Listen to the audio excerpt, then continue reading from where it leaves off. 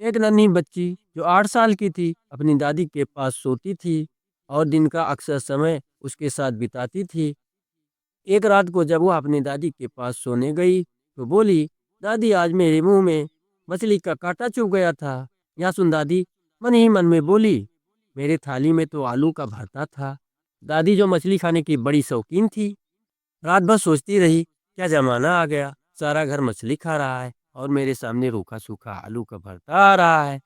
सुबह होते होते उससे रहा न गया। जब उसका बेटा चाय और रोटी उसके पास लाया तो वह बोली, बेटा एक ही पीस मछली का मुझे दे देते तो मैं भी भरपेट खाना खा लेती, तू मेरे साथ क्यों अन्याय करता है। माँ की यह बात सुन वह गुस्से से आग बबूला हुआ। उसने चाय और रोटी कुत्ते की ओर फेंक दिया और शाम को भी माँ को रूखा सूखा खाना भी न दिया। सारी रात माँ भूख के कारण सो न सकी।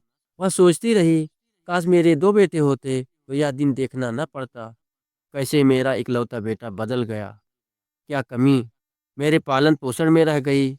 मैंने अच्छे से अच्छा खाना अपने बेटे को खिलाया। जब तक मेरा हाथ पांव चला तब तक भैंस रखी, उसका दूध दही और घी उसे भरपेट खिलाया। धर्म की शिक्षा के साथ साथ 10वीं तक हिंदी अंग्रेजी भी पढ़ाया। कुछ समझ में नहीं आता अब मेरी बाकी ज़िंदगी कैसे व्यतीत होगी। हे मालिक, अब मैं करूं तो क्या करूं। पता नहीं क्या क्या बातें रात भर वह बूढ़ी सोचती रही। जब सुबह हुई तो एक पड़ोसन यह सब मंजर देख अपने घर से कुछ खाना लेकर आई और बूढ़ी को दे दिया। वह बूढ़ी भरपेट खाना खाई और ढेर सारा आशीर्वाद दिया।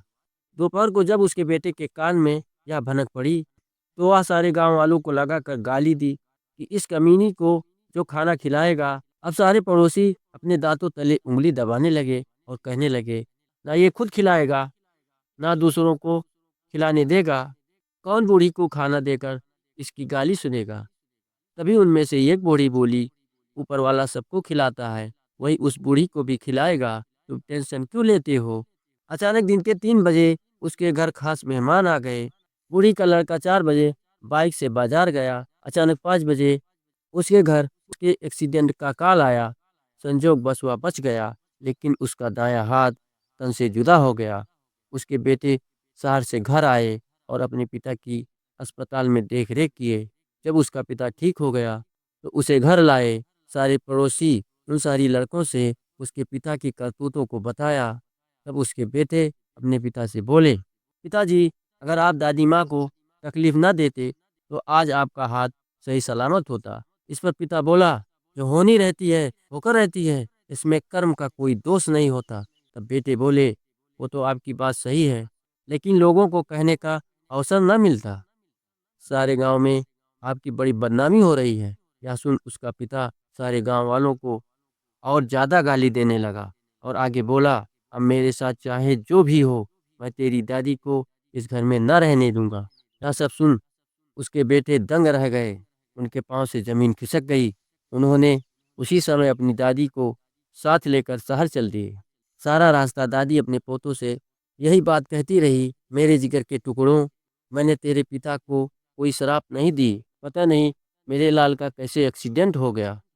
पोते बोले, दादी माँ, टूटे मरे सरापा जिए, ये कहावत सही है।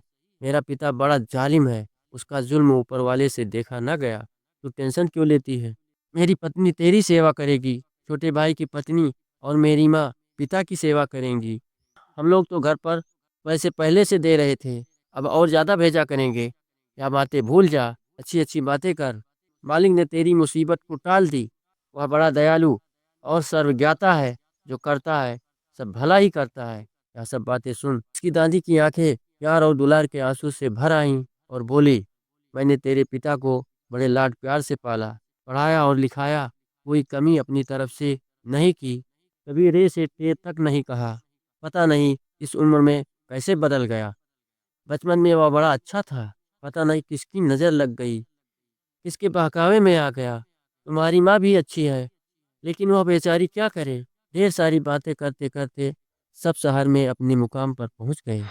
घर से बच्चे निकलकर दादी माँ कहते कहते उसके दामन से लिपट गए।